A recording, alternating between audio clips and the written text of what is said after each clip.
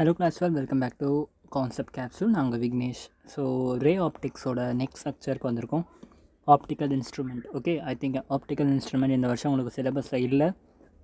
இருந்தாலும் நம்ம லெசன் ஆரம்பிச்சிட்டோம், இதை ஃபுல்லாகவே முடிச்சிடலாம். ஏன்னா நிறைய டைம் இருக்கிறனால நம்ம ஆப்டிக்கல் இன்ஸ்ட்ருமெண்ட்டில் இன்றைக்கி மைக்ரோஸ்கோப்பை பற்றி டீட்டெயிலாக படிப்போம். சரியா? அண்ட் இதுக்கு முன்னாடி எல்லா லெக்சரும் பார்த்துருந்திங்கன்னா வேவ் ஆப்டிக்ஸோட ரே ஆப்டிக்ஸோட எல்லா கான்செப்ட்டும் உங்களுக்கு சொல்லி கொடுத்துட்டேன். சரி, இப்போ இதுக்கு அடுத்து இன்றைக்கி வீடியோவாக இருக்கட்டும் இல்லை நாளைக்கு வீடியோவாக இருக்கட்டும், இது ரெண்டுமே டெலிட்டட் போர்ஷன் தான். அதுவும் இல்லாமல் தியரிட்டிக்கலான ஒரு விஷயம் தான். ஸோ கண்டிப்பாக உங்களுக்கு அந்தளவுக்கு யூஸ் இருக்காது. இருந்தாலும் நீங்கள் கண்டிப்பாக நாலேஜை கெயின் பண்ணிக்கோங்க. ஓகே, நாலேஜை கெயின் பண்ணிக்கிறது உங்கள் காம்படேட்டிவ் எக்ஸாமுக்கு இது ஹெல்ப்ஃபுல்லாக இருக்கும் கண்டிப்பாக. ஓகேயா?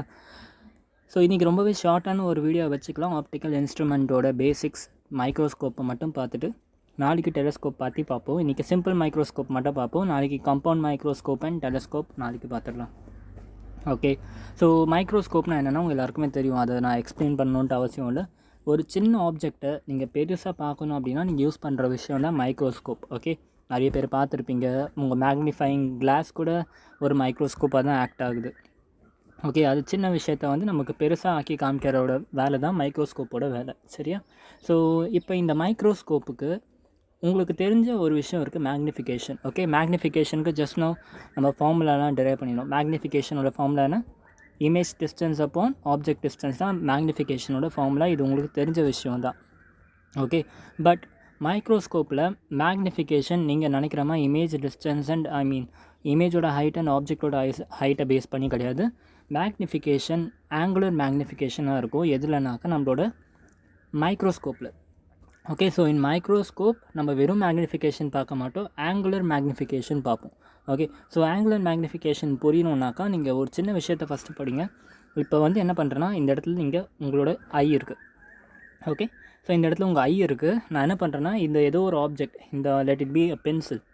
ஓகே, அந்த ஆப்ஜெக்ட் நான் இங்கே வச்சு பார்த்தேன்னா உங்கள் ஐயில் ஏதோ ஒரு ஆங்கிளில் இது என்ன ஆகுது பார்க்குறீங்க. ஓகே, இதே பென்சில், ஓகே, இதே ஹைட் பென்சிலை நான் அதே இந்த இடத்துல வச்சேன்னா பாருங்கள், இது ரெண்டும் ஒரே ஹைட். ஓகே, இந்த இடத்துல வச்சு பார்த்தேன்னா உங்களுக்கு என்ன ஆகுது, அதோட பாத் பார்த்தீங்கன்னா இதை ஏதோ ஒன்று சொல்லுவாங்க, பாத் ஆஃப், ஓகே, அதுக்கு ஏதோ ஒரு பேர் இருக்குது. ஏதோ இந்த ரீஜனை பார்த்துன்னா ஏதோ ஒரு ரீஜன் வரும். ஓகே, நான் அதை உங்களுக்கு அப்புறமா நாளைக்கு கிளாஸ் அது என்னதுன்னு நான் ஞாபகப்படுத்தி சொல்கிறேன். ஸோ என்ன ஆகுதுன்னா உங்களுக்கு சின்னதாக ஒரு டிஃப்ரென்ஸ் தெரியுது ஆங்கிளில். கரெக்டாக இப்போ நம்ம கடைசியாக வரைஞ்ச ட்ரையாங்கிள் பார்த்திங்கன்னா இப்படி இருக்குது. ஓகே, அதே ஃபஸ்ட்டு வரைஞ்ச ட்ரையாங்கிள் பார்த்தோம்னா இப்படி இருக்குது. ஓகே, கிளியராக தெரியுது. ஃபஸ்ட்டு வரைஞ்சிருக்க ட்ரையாங்கிளுக்கு இந்த ஆங்கிள் அதிகமாக இருக்குது as compared to this one. Okay, so இந்த ஃபஸ்ட்டு வரைஞ்ச ட்ரையாங்கிளோட ஆங்கிள் ஆல்ஃபான்னு வச்சுக்கிட்டேன்னா, இதோட ஆங்கிள் பீட்டான்னு வச்சுக்கிட்டேன்னா கிளியராக தெரியுது. கிட்ட வைக்கிறப்ப ஆல்ஃபா அதிகமாக இருக்குது. ஆல்ஃபா ஆங்கிள் அதிகமாக இருக்குது ஆஸ் கம்பேர்ட் டு பீட்டா. சரியா? அப்போ என்ன நடக்குதுன்னா, இப்போ உங்கள் கண்ணுக்கு முன்னாடி நீங்கள் ஒரு சின்னதாக ஏதாச்சும் ஒரு ஆப்ஜெக்ட், இப்போ ஒரு பின்னு, ஓகே, ஒரு பின்னை உங்கள் கண்ணுக்கு முன்னாடி வைக்கிற போது அது ஒரு சைஸில் இருக்குது. அதே ஹைட்டில் இருக்க பின்னை நீங்கள் கொஞ்சம் தூரமாக வச்சு எடுத்துகிட்டு போய் பார்த்தீங்கன்னா அந்த பின் கொஞ்சம் சின்னதாக தெரியும். ஓகே, இதே விஷயம் தான் உங்களுக்கு ஸ்டார்ஸ் நடக்குது. நீங்கள் இங்கேருந்து ஸ்டாரை பார்க்குறப்ப அது ஜஸ்ட் ஒரு பாயிண்ட் மாதிரி தான் இருக்குது. பட் ஆக்சுவலாக ஸ்டார் என்னது ரொம்பவே பெருசு. நம்ம எல்லாம் எதிர்பார்க்குறத விட ரொம்பவே பெருசாக இருக்கும். அர்த்தோட பெரிய ஸ்டார்லாம் கூட இருக்குது. கரெக்டாக? ஸோ நம்ம ஆப்ஜெக்ட் தூரம் இருக்க அது எந்த சேம் சைஸாக இருந்தாலும் நமக்கு அந்த ஆப்ஜெக்ட் குட்டியாக தெரிய ஆரம்பிக்குது. அது ஏன் அப்படின்னாக்கா இந்த ஆங்கிளால் மட்டும்தான். ஓகே, ப்ரொஜெக்ஷன் ஆங்கிள்னு சொல்லுவாங்க. ஓகே, ஸோ இந்த ஆங்கிளால் மட்டும்தான் அந்த விஷயம் நடக்குது. ஓகே, அப்போ மேக்னிஃபிகேஷன் மைக்ரோஸ்கோப் எப்படி எழுதுவோம் அப்படின்னாக்கா வித் ரெஸ்பெக்ட் டு வச்சு பார்க்கணும். ஓகே, நார்மலாக நீங்கள் பார்க்குற மேக்னிஃபிகேஷனுக்கும் இதுக்கும் நிறையவே வித்தியாசம் இருக்குது. Okay, let this be angle be beta and இந்த ஆங்கிள் ஆல்ஃபான்னு சொல்கிறேன். சரியா? இப்போ மேக்னிஃபிகேஷன் ஆஃப் திஸ் திங், இந்த பாயிண்ட்டுக்கு மேக்னிஃபிகேஷன் வித் ரெஸ்பெக்ட் டு இதுன்னு கேட்டால் என்ன பண்ணணும்னாக்கா பீட்டா டிவைடட் பை ஆல்ஃபான்னு போடணும். ஓகே, ஸோ கீழே இருக்கிறது தான் வித் ரெஸ்பெக்ட் டு, இந்த பாயிண்ட்டை வித் ரெஸ்பெக்டாக வச்சு, ஓகே, இந்த பாயிண்ட்டை ரெஃபரன்ஸாக வச்சு இதோட மேக்னிஃபிகேஷன் என்ன அப்படின்றனா பீட்டா அப்பான் ஆல்ஃபா. அதுவே நீங்கள் மேக்னிஃபிகேஷன் இருக்கல் டு ஆல்ஃபா அப்பான் பீட்டான்னு போட்டிங்கனாக்கா அப்போ என்ன அர்த்தம்னா இந்த பாயிண்ட்டோட மேக்னிஃபிகேஷன் என்ன with respect to this point. Okay, so magnification எப்போவுமே வித் ரெஸ்பெக்ட் டு வச்சு தான் நம்ம கண்டுபிடிப்போம். சரியா? அண்ட் ஆங்குலர் மேக்னிஃபிகேஷன் ஏன் சொல்கிறோன்னா, நம்ம ஆங்கிள்ஸை என்ன பண்ணுறோம், கம்பேர் பண்ணணும், ரேஷியோ ஆஃப் ஆங்கிள்ஸ் பண்ணுறோம். அதனால தான் மைக்ரோஸ்கோப்பில் ஆங்குலர் மேக்னிஃபிகேஷன் அப்படின்ற டேர்ம் வருது. ஓகேயா? ஸோ இப்போ என்ன பண்ண போகிறோம்னா கொஞ்சம் நேரத்தில் நமக்கு வந்து ஆங்கிள்ஸை நம்ம டீல் பண்ணுறது கொஞ்சம் கஷ்டமாக இருக்கும். ஸ்டார்டிங்லேருந்தே நம்ம எந்த ஈக்குவேஷனுமே வந்து ஆங்கிள்ஸை வந்து நம்ம ஃபஸ்ட் ப்ரையாரிட்டி கொடுக்க மாட்டோம். முடிஞ்ச வரைக்கும் ஆங்கிள்ஸ் என்ன பண்ணுவோம், focal length, image distance, object distance அந்த மாதிரி ரீஅரேஞ்ச் பண்ணி எழுதுவோம். சரியா? அதே மாதிரி இந்த மேக்னிஃபிகேஷன் ஃபார்முலாவை நம்ம என்ன பண்ணுவோம்னா, இப்போ இன்னும் கொஞ்சம் நேரத்தில் இன் டேர்ம்ஸ் ஆஃப் உங்கள் focal length, image distance, virtual distance, object distance, இப்போ கொஞ்சம் நேரத்தில் பார்க்க போகிற least distant of most distinct vision. Okay, அதெல்லாம் என்னென்னு பார்ப்போம். டின்னு சொல்லுவோம் அதை. சரியா? அதெல்லாம் என்னென்னு பார்ப்போம்.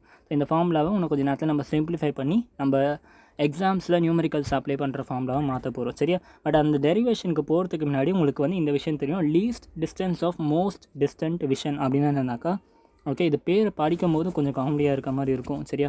ஒன்றும் புரியாத மாதிரி இருக்கும். பட் ஆனால் ரொம்பவே சிம்பிளான ஒரு விஷயம் தான்.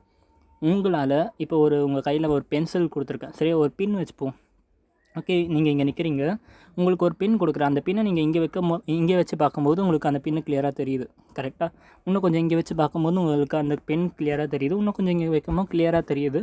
பட் நீங்கள் அந்த பின்னை உங்களோட கண்ணு கிட்டே கொண்டு வரும்போது உங்களால் அந்த பின்னை வந்து என்ன பண்ண முடியாது, பெயின் இல்லாமல் பார்க்க முடியாது. அதாவது நீங்கள் அந்த பின்னை ரிலாக்ஸ்டாக பார்க்க முடியாது. ரொம்ப ஸ்ட்ரெஸ் எடுத்து கண்ணு வலிச்சு அந்த பின்னை பார்ப்பீங்க. கரெக்டாக? ஸோ மேக்னிஃபிகேஷன், அதாவது most distance vision, least distance of most distant விஷன்னா ஒன்றும் இல்லை, டின்னு சொல்லி அதை ரெப்ரசென்ட் பண்ணுவோம். ஓகே, எந்த டிஸ்டன்ஸ் வரைக்கும் நீங்கள் ஸ்ட்ரெஸ் இல்லாமல் உங்களால் வந்து கிட்ட பார்க்க முடியுதோ அந்த டிஸ்டன்ஸ் தான் மோஸ்ட் டிஸ்டன்ட் விஷன் சொல்லுவோம். ஓகே, ஸோ பின்னாடி ஒரு கோயிலில் ஃபங்க்ஷன், ஸோ அதனால் வந்து கொஞ்சம் சவுண்ட் எஃபெக்ட் வருது. அதனால தான் இன்றைக்கி வீடியோ கொஞ்சம் ஷார்ட்டாகவும் வச்சுருக்கேன் நான். சரியா? ஸோ அதை கொஞ்சம் கண்டுக்காதீங்க. ஸோ இப்போ நம்ம கண்டினியூ பண்ணது, the minimum distance at which object can be seen clearly is called as least distance of most distant vision. Okay, so இப்போ உங்கள் கண் இங்கே இருக்குன்னா நீங்கள் அந்த பின்னை இங்கே வச்சாலும் கிளியராக பார்க்க முடியுது, இங்கே வச்சாலும் கிளியராக பார்க்க முடியுது, இங்கே வச்சாலும் கிளியராக பார்க்க முடியுது. ஆனால் இந்த பாயிண்ட்டை தாண்டி நீங்கள் வச்சிங்கன்னா உங்களுக்கு அந்த பின் வந்து கிளியராக தெரியாது. ஓகே, ஸோ அந்த டிஸ்டன்ஸை தான் வந்து எந்த டிஸ்டன்ஸ் வரைக்கும் உங்களால் கிளியராக ஸ்ட்ரெஸ் இல்லாமல் பார்க்க முடியுதோ அந்த டிஸ்டன்ஸை தான் least distance of most distant vision சொல்லுவோம், டின்னு சொல்லுவாங்க. ஓகே, ஸோ ஜென்ரலாக டியோட வேல்யூ எவ்வளோ இருக்கும் பார்த்தா 25 சென்டிமீட்டர் இருக்கும். ஓகே, ஆன் அன் ஆவரேஜ் உங்கள் கண் எல்லாம் கரெக்டாக இருந்துச்சுன்னா உங்களுக்கு டி வந்து 25 சென்டிமீட்டராக இருக்கும். சரியா? சென்ஸ் இப்போ இதெல்லாம் தெரிஞ்சுன்னா நம்ம வந்து என்ன பண்ணுறோன்னா மேக்னிஃபிகேஷனோட ஃபார்முலாவுக்கு வந்து டெரிவேஷனுக்கு வந்துடுவோம். Okay, so magnification formula derive பண்ணுறதுக்கு 2 கேஸ் எடுக்கிறோம். ஓகே, ஸோ ஒரு மைக்ரோஸ்கோப் இல்லாமல் நீங்கள் ஒரு ஆப்ஜெக்ட் H0 ஒரு ஆப்ஜெக்டை நீங்கள் மைக்ரோஸ்கோப் இல்லாமல் பார்த்தீங்கன்னா இந்த இடத்துல உங்கள் ஐ இருக்கும். ஒரு ரே இப்படி போகுது, ஒரு ரே இப்படி போகுது, 2 ரே யூஸ் பண்ணணும்னு சொன்னால், ஸோ உங்கள் ஆப்ஜெக்டோட ஹைட் வந்து H0, உங்களோட ஆங்குலர் டிஸ்டன்ஸ், அந்த ஆங்கிள் ஆஃப் ப்ரொஜெக்ஷன் சொல்லுவோம். ஆங்கிள் ஆஃப் ப்ரொஜெக்ஷன் வந்து ஆல்ஃபா. ஓகே, ஸோ அதை வந்து நீங்கள் ரிலாக்ஸ் ஸ்டேட்டில் பார்க்குறீங்கன்னு வச்சுப்போம், டி டிஸ்டன்ஸாக பார்க்குறீங்கன்னு வச்சுப்போம். அதாவது ஆப்ஜெக்ட் டிஸ்டன்ஸ் வந்து டியில் இருக்குது மைக்ரோஸ்கோப் இல்லாமல். ஓகே, ஸோ இதே டிஸ்டன்ஸ் இப்போ உங்களுக்கு மைக்ரோஸ்கோப்பை யூஸ் பண்ணுறீங்க, இதே ஆப்ஜெக்ட் இங்கே தான் இருக்குது, இதே ஐ இங்கே இருக்குது, பட் நடுவில் என்ன பண்ணிட்டேன், நான் ஒரு மைக்ரோஸ்கோப் கொண்டு வந்துட்டேன். ஓகே, அதை எப்படி வச்சுருக்கேன் அப்படின்னா, உங்கள் ஐக்கு ரொம்ப கிட்ட வச்சுருக்கேன், ஃபோக்கஸ்க்கு உள்ளே வச்சுருக்கேன், ஆப்ஜெக்டை ஃபோக்கஸ்க்குள்ளே வச்சுருக்கேன், ஃபோக்கஸ்க்கும் லென்ஸ்க்கும் உள்ளே வச்சுருக்கேன். ஸோ ஏன் அப்படி வச்சுருக்கேன்னா அப்போ தான் உங்களுக்கு மேக்னிஃபை ஆகும். ஃபோக்கஸ் விட்டு வெளியே வச்சிங்கன்னா உங்களுக்கு மேக்னிஃபிகேஷன் நடக்காது. சரியா? அதனால் ஃபோக்கஸ்க்குள்ளே வச்சுருக்கேன். ஓகே, ஸோ என்ன பண்ணிட்டேன், இப்போ இதோட ரேஸை பார்த்தோம்னா ஒரு ரே பேரலில் வரைகிறேன். பேரல் ரேஸில் என்ன ஆகும், போய் ஃபோக்கஸில் மீட் ஆகும்னு சொல்லியிருக்கேன். ஸோ போயிட்டு இந்த இடத்துல வந்து மீட் ஆகுது.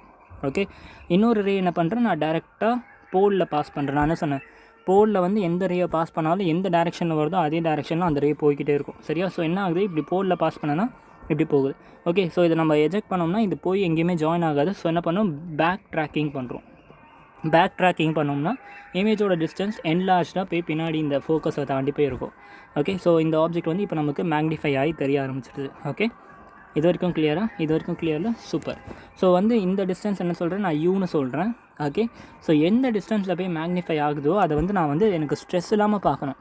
ஓகே, மேக்னிஃபை ஆகி வர இமேஜ் வந்து உங்களுக்கு வந்து ஸ்ட்ரெஸ் இல்லாமல் பார்க்கணும். சரியா? அப்போ ஸ்ட்ரெஸ் இல்லாமல் பார்க்கணுன்னா அந்த டிஸ்டன்ஸ் வந்து ஜென்ரலாக என்னப்பா எடுத்துப்போம், least distance of most distant vision. அதாவது டின்ற டிஸ்டன்ஸ் இருந்தால் தான் நம்ம இமேஜ் வந்து ஸ்ட்ரெஸ் இல்லாமல் பார்க்க முடியும்.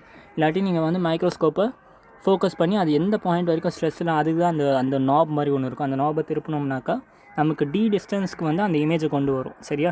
ஸோ மீதி இருக்க டேர்ம்ஸ் தான் உங்களுக்கு தெரியும். டி தெரிஞ்சு இமேஜ் டிஸ்டன்ஸ் இருக்குது.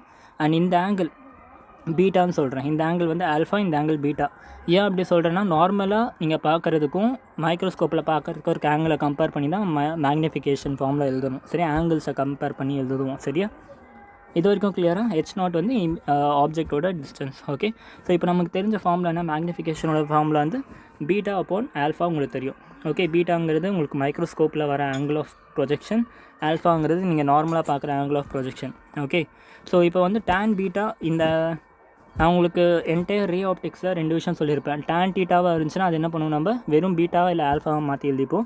அந்த மாதிரி இந்த இடத்துல வெறும் பீட்டாவாக இருக்கிறத நான் டேன் பீட்டான்னு போட்டுக்கிறேன். ஏன் போட்டுன்னு நான் சொல்கிறேன். அதே மாதிரி இந்த இடத்துல ஆல்ஃபா வந்து நான் என்ன பண்ணேன், டேன் ஆல்ஃபான்னு போட்டேன். ஓகே, இப்போ எனக்கு ஆங்கிள்ஸை வந்து மெஷர் பண்ண முடியாது. அதனால தான் நான் என்ன பண்ணுறேன், இந்த மேக்னிஃபிகேஷனை ஒரு சிம்பிளர் ஃபார்முலாவுக்கு கன்வெர்ட் பண்ண போகிறேன். Okay, so simpler formula convert பண்ணுறதுக்காக நான் டேன் பீட்டா டேன் ஆல்ஃபான்னு எடுத்திருக்கேன். ஏன் அப்படின்னாக்கா, இப்போ பாருங்கள், இந்த இடத்துல டேன் பீட்டான்னு என்னது, இந்த இடத்துல பீட்டா இருக்குது.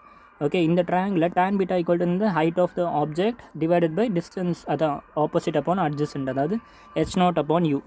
ஓகே, அதே மாதிரி tan ஆல்ஃபா என்னது h0 அப்பான் d. ஓகே, அதுக்காக தான் வந்து என்ன பண்ணேன், நான் tan தீட்டாவை மாட்டினேன். அப்போ h0 upon u upon h0 upon d which is equal to d upon u. Okay, where d is your உங்களுக்கு தெரியும் 25 சென்டிமீட்டர் அண்ட் u வந்து ஆப்ஜெக்டோட டிஸ்டன்ஸ். இது வந்து ஃபர்ஸ்ட் ஈக்குவேஷன். ஓகே, இப்போ இந்த ஈக்குவேஷனை நம்ம டேரெக்டாக அப்ளை பண்ண முடியுமானா இதுலேயும் டேரெக்டாக அப்ளை பண்ணுவோம். நமக்கு டீயோட வேல்யூ தெரியும், ஆனால் ஆப்ஜெக்டோட டிஸ்டன்ஸ் வந்து நமக்கு கரெக்டாக தெரியாது. ஓகே, ஆப்ஜெக்டோட டிஸ்டன்ஸ் வந்து நம்ம கரெக்டாக மெஷர் பண்ண முடியாது. சரியா? அப்போ இந்த ஆப்ஜெக்டோட டிஸ்டன்ஸை நம்ம வந்து இன் டேர்ம்ஸ் ஆஃப் நமக்கு கன்வீனியண்ட்டான ஒரு வேல்யூவில் கொண்டு வர போகிறோம். அதாவது ஃபோக்கஸ், ஒரு லென்ஸ்ன்னு எடுத்திங்கன்னா உங்களுக்கு ஃபோக்கஸ் ஆஃப் த லென்ஸ் தான் தெரியும். சரியா? அந்த மாதிரி வேல்யூவில் கொண்டு வர போகிறோம். ஸோ 1/uக்கு நம்ம ஒரு ஃபார்முலா வச்சு கண்டுபிடிக்க போகிறோம். என்னது? லென்ஸ் ஃபார்முலா யூஸ் பண்ணுறோம். லென்ஸ் ஃபார்முலா என்ன சொல்லுது? 1/f is equal to 1/v minus 1/u. கரெக்டாக?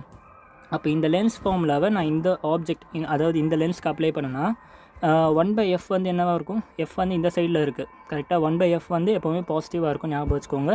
ஃபோக்கஸ், ஓகே, ஃபோக்கஸ் வந்து நான் இங்கேருந்து மெஷர் பண்ணுறேன்னு வச்சுப்போம். ஃபோக்கஸ் வந்து எப்போவுமே பாசிட்டிவாக இருக்கும். And 1/u upon 1/v. கரெக்டாக? 1/u எப்படி மெஷர் பண்ணுறோம்? லெஃப்ட் ஹேண்ட் சைடில் மெஷர் பண்ணுறோம். ஓகே, லெஃப்ட் ஹேண்ட் சைடில் நான் என்ன சொன்னேன், 2 விதத்தில் நீங்கள் வந்து இது பார்க்கலாம். ரே எந்த பக்கம் வருதோ அதே பக்கம் நீங்கள் மெஷர் பண்ணுறீங்கன்னா அந்த வேல்யூவை நெகட்டிவாக எடுத்துக்கணும். ஓகே, அதே மாதிரி வந்து இல்லாட்டி நீங்கள் பேசிக்காக ரொம்ப ஈஸியாக எல்லாருமே இந்த மெத்தட் தான் ஃபாலோ பண்ணுவாங்க. ஜஸ்ட் என்ன பண்ணுவாங்க, நம்ம இந்த மாதிரி ஒரு கிராஃப் வரைஞ்சிப்போம். கிராஃப் மாதிரி கம்பேர் பண்ணி லெஃப்ட் ஹேண்ட் சைடில் இருக்கிறதெல்லாம் நெகட்டிவாக எடுத்துக்கணும், ரைட் ஹேண்ட் சைடில் இருக்கிறத பாசிட்டிவாக எடுத்துக்கணும். பட் ஃபோக்கஸ் மட்டும் எப்போவுமே பாசிட்டிவாக வச்சுக்கோங்க லென்ஸ்க்கு. ஓகே, மிரருக்கு ஃபோக்கஸ் கூட டிஃபர் ஆகும். மிரராக இருந்துச்சுனாக்கா இந்த மாதிரி ஒரு மிரராக இருந்துச்சுன்னா ஃபோக்கஸ் கூட நீங்கள் என்ன பண்ணணும், நெகட்டிவாக தான் எடுக்கணும். ஓகே, பட் இது ஒரு லென்ஸ்ன்றா நான் ஃபோக்கஸ் எஃப்னு வச்சுக்கிறேன். 1/f = 1/v minus 1/u. வின்றது இமேஜோட டிஸ்டன்ஸ். இமேஜோட டிஸ்டன்ஸ் என்ன வரணும்னு எடுத்தோம், d வரணும்னு எடுத்தோம். ஆனால் d வந்து லெஃப்ட் ஹேண்ட் சைடில் இருக்குன்னா -1/d. ஓகே, அண்டு ஆப்ஜெக்டும் வந்து லெஃப்ட் ஹேண்ட் சைடில் தான் இருக்குது. So -1/u. ஓகே, ஸோ இந்த ஃபார்மில் வந்து 1/u is equal to 1/f plus 1/dன்னு எழுதிக்கலாம். ஸோ 1/uக்கு தான் நமக்கு ஈக்குவேஷன் வேணும். சரியா? அப்போ இதை எல்சிஎம் எடுத்து நம்ம இன்வெர்ஸ் பண்ணோம். எல்சிஎம் மட்டும் எடுத்தோம்னாலே என்ன வந்துடும், fd அப்பான் ஓகே யூவோட வேல்யூ வரும்னு நினைக்கிறேன். யூவோட வேல்யூ வந்து fd அப்பான் d + fனு வரும். யூவோட வேல்யூ. ஓகே, 1/uவோட வேல்யூ வந்து d + f அப்பான் dfனு வரும். கரெக்டாக? யூவோட வேல்யூ வந்து fd அப்பான் dfனு வரும். ஸோ இந்த வேல்யூ கொண்டு போய் நான் என்ன பண்ணுறேன், என்னோட லென்ஸ் ஃபார்முலாவில் இந்த இடத்துல கண்டுபிடிச்ச மேக்னிஃபிகேஷன் ஃபார்முலாவில் சப்ஸ்டியூட் பண்ணுறேன். அப்போ சப்ஸ்டியூட் பண்ண என்ன ஆகும், fd அப்பான் d + fனு வரும். இல்லை d கேன்சல் ஆகிடுச்சுன்னா அதுக்கப்புறம் f/f வந்து 1 ஆகிடும். ஸோ அதுக்கப்புறம் மீதி இருக்க d/f. சரியா? So magnification equal to 1 + d/f. இதான் உங்களோட formula. Okay, so 25 least distance focus of lens கொடுத்துருப்பாங்க. ஸோ ஜஸ்ட் நீங்கள் அதோட மேக்னிஃபிகேஷன் பவர் கண்டுபிடிச்சிடலாம். ஓகே, இந்த ஃபார்முலாவுக்கு ஒரு சின்ன கேஸ் மட்டும் இருக்குது. அது என்ன கேஸ்னால், உங்கள் இமேஜ் வந்து ஒரு இன்ஃபினைட்டில் இருந்துச்சுனாக்கா இந்த ஃபார்முலா எப்படி ஆகணும், m = d/fனு வந்துடும். சரி, இது மட்டும் சின்னதாக ஒரு பாயிண்ட் வச்சு ஞாபகம் வச்சுக்கோங்க, அவ்வளோதான். Okay, so this is all about your magnification of lens. புரிஞ்சா? ஸோ இதோடய இப்போ நிறுத்திக்கலாம் லெக்சரை. நாளைக்கு வந்து நம்ம காம்பவுண்ட் மைக்ரோஸ்கோப் பற்றி படிப்போம். சரியா? Thank you so much. Have a great day. Good by.